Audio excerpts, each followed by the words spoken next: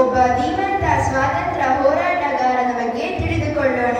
ವೀರ ಸಾವರ್ಕರ್ ಎಂಬ ನಾಮಾಂಕಿತದಿಂದ ಪ್ರಸಿದ್ಧಿಯಾದ ವಿನಾಯಕ ದಾಮೋದರ್ ಸಾವರ್ಕರ್ ಅವರು ಮೇ 28, 1883ರಲ್ಲಿ ಮಹಾರಾಷ್ಟ್ರ ರಾಜ್ಯದ ನಾಸಿಕ್ ಜಿಲ್ಲೆಯ ಬಾಗೂರ್ ಎಂಬಲ್ಲಿ ಜನಿಸಿ ತನ್ನ ಸಂಪೂರ್ಣ ಜೀವನವನ್ನೇ ಭಾರತದ ಸ್ವಾತಂತ್ರ್ಯಕ್ಕಾಗಿ ಮುಡಿಪಾಗಿಟ್ಟ ಮಹಾನ್ ವಾಗ್ಮಿ.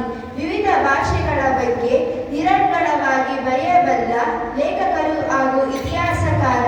ಭಾರತ ಸ್ವಾತಂತ್ರ್ಯ ಸಂಗ್ರಾಮದ ಅತಿದೊಡ್ಡ ಕ್ರಾಂತಿಕಾರಿ ಎಂದು ಇವರನ್ನು ಪರಿಗಣಿಸಲಾಗುತ್ತದೆ. ಪುಣೆಯ ಫರ್ಗೂಸನ್ ಕಾಲೇಜಿನಲ್ಲಿ ಕಲಾ ವಿಭಾಗದಲ್ಲಿ ಪದವಿ ಪಡೆದು ಲಂಡನ್ನಿನ ಶಿಕ್ಷಣ ಕೇಂದ್ರವೊಂದರಲ್ಲಿ ಬ್ಯಾರಿಸ್ಟರ್ ಪದವಿ ಪಡೆದು ಕಮಲ, ನನ್ನ ಜೀವಾವಧಿ ಶಿಕ್ಷೆ, ಅಂಡಮಾನಿನ ಕಾರಾಗೃಹದ ಕರಿನೀರಿನ ಶಿಕ್ಷೆ, ಪದಪದಾಶಾಹಿ ಎಂಬ ಕೃತಿಗಳನ್ನು ಮರಾಠಿ ಭಾಷೆಯಲ್ಲಿ ರಚಿಸಿದರು.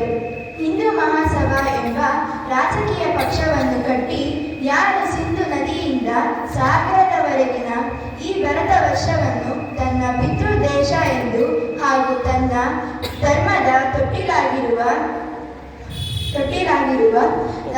ಪವಿತ್ರ ಭೂಮಿ ಎಂದು ಪರಿಗಣಿಸುತ್ತಾರೆಯೋ ಅವರೇ ಹಿಂದೂಗಳು ಎಂದು ಹಿಂದುತ್ವದ ಪರಿಕಲ್ಪನೆಯ ಕಿಚ್ಚನ್ನು ಎಲ್ಲೆಡೆ ಹರಡಿ ದೇಶದ ಸ್ವಾತಂತ್ರ್ಯದಲ್ಲಿ ಸಂಚಲನ ಸೃಷ್ಟಿಸಿ ದೇಶದ ಸ್ವಾತಂತ್ರ್ಯಕ್ಕೋಸ್ಕರ ತನ್ನನ್ನೇ ಆತ್ಮಾರ್ಪಣೆ ಮಾಡಿಕೊಂಡ ಮಹಾನ್ ನಾಯಕನ ಜನ್ಮದಿನವಿಂದು.